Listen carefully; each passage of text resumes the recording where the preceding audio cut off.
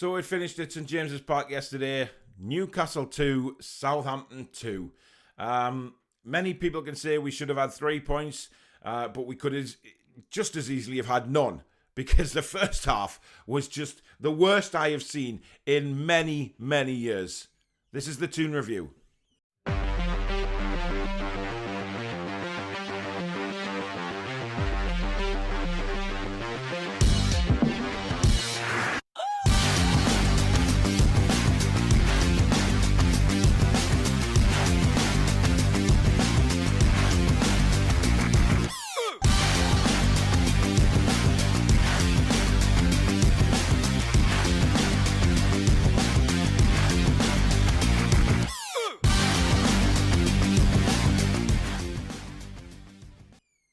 Hi everybody, I'm Paul back again with another video and just reviewing yesterday's performance against Southampton, which of course finished at St James's Park. Newcastle 2, Southampton 2. Just as I said in the intro there, one of the worst first half performances I have seen in many a year. And believe me, we've seen some shit. But that yesterday was just fucking shit. I mean, come on! You know, we didn't even start the game yesterday. Southampton, Romeo had a field day in the middle. The way they were passing around, the passing movement was absolutely brilliant. Hats off to Southampton, because a lot of people have tipped them to actually get relegated this season. After yesterday and watching them against Man United last week, no, not for me. There's no way they are going down. There's no way they're going to be in relegation trouble. I know they had a good start last year and sort of tailed off towards the back end of the season, but you know, they've got a very, very decent side. Their passing and movement ripped us apart in the first half yesterday. You know, when you looked at the team, you thought, right, you know, it's same old with Steve Bruce. He's not going to change the way he sets up. He's going with a 5 at the back. So we had Woodman in goal, Murphy on the right, Ritchie on the left, 3 centre-backs, Fernandes, Shah and Lascelles. And in the middle, we had Joe Willock, Sean Longstaff, and Miggy, and then ASM and Wilson. But what were our front line doing? Where were they playing yesterday? What were the tactics? I mean, did anybody see any clue of what we were trying to do yesterday in that first half? Because we were all over the place. Southampton, brilliant little passing and movement and created so many chances in the first half. The boos started raining down and things got very, very toxic. Half-time whistle went, loads of boos, and rightly so. Because that was just god-awful in the first half. There's no excuse at all. And the fans turning on Steve Bruce at last, you know, Brucey out, and that's what we want to hear. Because this clown has to go. I mean, during that first half, Southampton kept coming at us. We sat too deep. Jamel Lascelles, you're the captain of the side, right? You're the captain of that back three. Push out. Why sit back on your 18-yard box? You know, it's clear what Southampton were trying to work out yesterday. Little intricate 1-2s to put them through. Because we sitting right back on our 18-yard box. Get them out another 10, 15 yards. And that doesn't happen. But we were exposed time after time after time. I mean, God almighty, that was just a shower of shite. And, you know, there was an incident in that first half where I don't know whether it was a Newcastle or Southampton player, was down injured. Right? And everyone went over to the sidelines for drinks. Ralph Hasenhüttl, the Southampton manager, right in the middle of his pack, geeing his players up. Steve Bruce standing 4 yards away from the fucking players. Get in amongst them. Give them a bollocking because they were playing shit. And you should have seen that. It was just awful.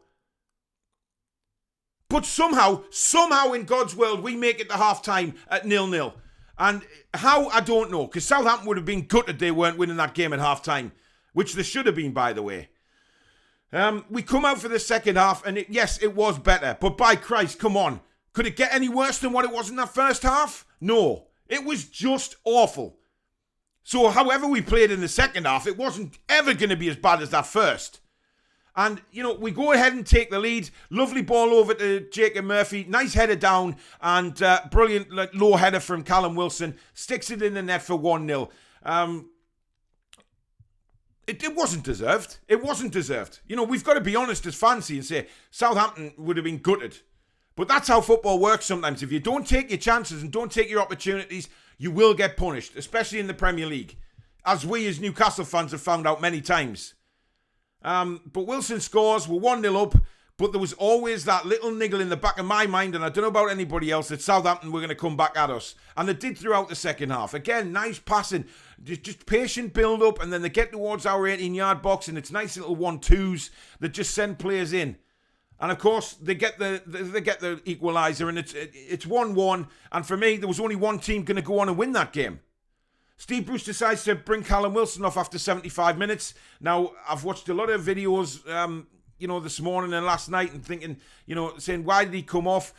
He did go down in the first half with a muscle injury, and then when he did come off, he went straight down the tunnel. So for me, that's a niggle there that obviously we didn't want to take a chance on him. Should he have maybe come off at half-time if he had a niggle? Because we know he's injury prone like that. We know there's a danger of muscle injuries for Callum Wilson. Why take a risk on him? But again, dickhead of a manager. So he brings on Joe Linton. Now, for me, I would have brought Fraser on. I would have stuck ASM up top. He was looking dangerous in that second half. He was taking men on. He was getting shots away. So for me, I would have brought Fraser on and create opportunities, because from Wednesday's performance, Fraser deserved to start that game. Where the fuck was Miggy again?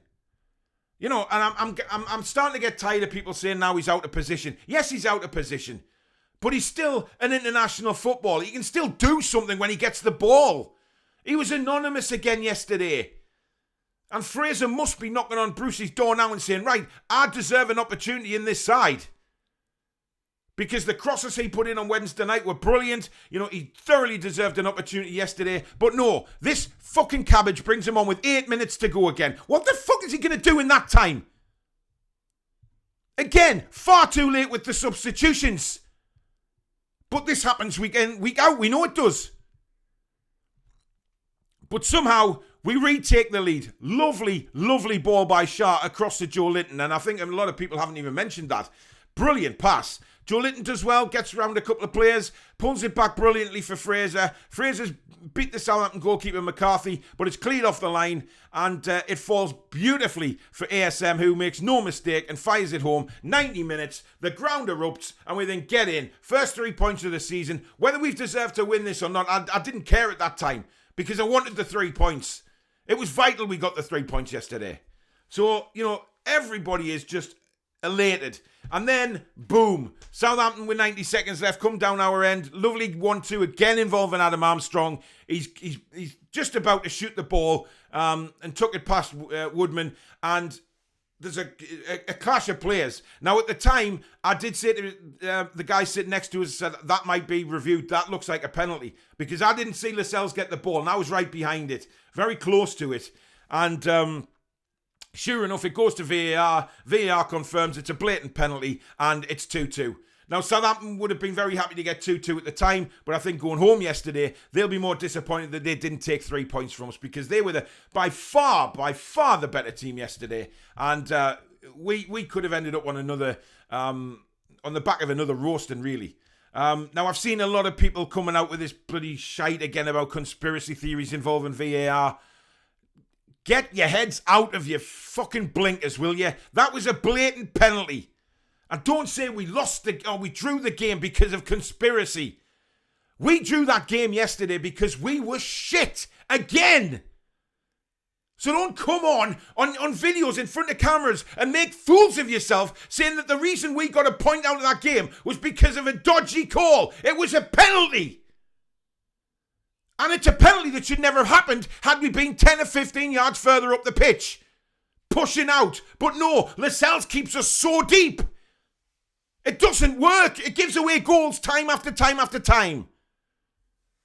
So don't come on video saying, we were screwed by VAR again. No, we weren't. We were screwed by a shit tackle. He didn't get the ball. But we shouldn't have been in that position in the first place. Just like the West Ham goal, just like the Villa penalty. We shouldn't be in them positions.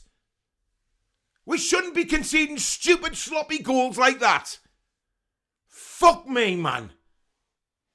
So get these blinkers off and start talking some sense on your videos about, let's discuss how bad we played, how shocking the tactics were, how shocking the substitutions were. Stop blaming everything else and look at the facts. We were shit. Southampton were brilliant. and thoroughly deserved the 3 points yesterday. We should have got the 3 points because of the 90th minute goal, but we go and fuck it up again. And there's nobody to blame. VAR's not to blame. We blame ourselves, sitting too far back, making stupid tackles where we don't win the ball and we give penalties away. Fuck's sake, man. Honestly, it's embarrassing sometimes watching some of these Newcastle United fans claiming that, you know, all these conspiracy theories, how we were screwed by VAR. Get the fucking heads out the sand, man, and realise what's going on. The manager is causing this. He's playing players out of position. He's playing a formation that doesn't work time after time. But no, people can't see that. People don't actually talk about that on the videos. Some people are just sitting there slagging VAR off instead of looking at the facts, how bad we were yesterday. How clueless and inept this manager is. It's rotten from top to bottom. Anyway, I did a couple of interviews before the game yesterday. I also did one when I pulled up at the train station, you know, just talking about the game and what my thoughts were. And then I interviewed Sharky from Toon TV and got a quick word with Archer as well. So here's what they had to say before the game. Well, I've just pulled up at the train station, ready to go to Newcastle for the game against Southampton. I'm not sure what to expect today, to be honest. After what we've seen so far this season, it's very, very difficult to get excited about a game that you just don't know what's going to happen in. I'll be very interested to see the lineup and see who he goes with. For me, Miggy needs to be rested and bring Fraser in. I was very impressed with Fraser on Wednesday night. So I think he really deserves a start and see how he does. But more than anything, I'm looking for a few goals today. Try and get 3 points. Try and get the confidence up going into the international break. If Steve Bruce fails today and we get beat, then he's got to go. And because it's the international break, it's the perfect opportunity to get a new manager in, get him to know his players before the next Premier League game and try and build something this season, rather than just go with this absolute turn-up, because it's terrible football. But you never know. You never know what we're going to get today. You always go into a match with a little bit of positivity to think, yeah, we can get something out of this game. But Southampton coming on the back of a 8-0 win in their Carabao Cup game against Newport, who we struggled to beat on penalties last season. Their confidence will be sky high. Probably, you know, some changes being made to that team as well. But Adam Armstrong will be there looking to prove a point as well. So it's going to be a tough game, but let's see how we go. Get on the train now, get to the ground and start to build up the atmosphere. So we're Sharky from Toon TV and James, thoughts ahead of the match today? I'm actually not confident. It's normally a fixture that you look forward to. You think it's Southampton, they're always in and around us on the table. You know, we should be looking to get the 3 points. But given the start of the season, we've lost to West Ham, we crumbled in that one. We played Villa, wasn't very good. We're being dumped out the Carabao Cup as well. So, you know, you've just taught me there it's 5 at the back as well. So how can you be optimistic, you know, when you're going so negative in a game like this? I think it's a must win for us. If we don't win, then I think there's going to be a lot of negativity on Steve Bruce in the game. But would you put Fraser in ahead of Miggy today? I'll give Fraser a game too, right? I think he's a good player. You know, he does offer a lot more than Miggy. I've said this before. I think Miggy's just a lost cause when I watch him. I don't think he offers a great deal. I think it's Southampton are going to win, if I'm honest. I don't know what the score's going to be. I think I've got one in my head, but I'm not going to see on your video. But I think it's all Southampton today. Like, I think if they turn up, they should get the 3 points. Well, we'll see how it goes, cheers, bud. Right, just outside the ground with Archer, and obviously you've seen. I would imagine you've seen the team now. So, what do you think? It's to be fair, it's pretty much the same team as last time. But the thing is, we've got Sean Longstaff in this time, replacing Hayden. But Longstaff, who was rotten on Wednesday, wasn't he? But we've got St. Maximin playing, but I hope he's going to be doing a little bit better than he was on Wednesday night, because Wednesday was absolutely atrocious. I'll ask you the same question I asked Sharky. Do you think Fraser should be playing instead of Miggy today? Yeah, like, I think Fraser should have a chance, but Almiron for me seems to be a little bit lightweight on the pitch. But I'd like to see us get something out of today, but today I think we've got Southampton. I think Southampton's just going to walk all over us today. I'm going to go for a 3-1 Southampton. I've got a good feeling Adam Armstrong will probably score. If he does, he can stick the middle finger up to Mike Ashley and say, you didn't give us a chance. And look what he's progressed. Typical. Right, cheers Archer, thank you. Hey, brother Paul.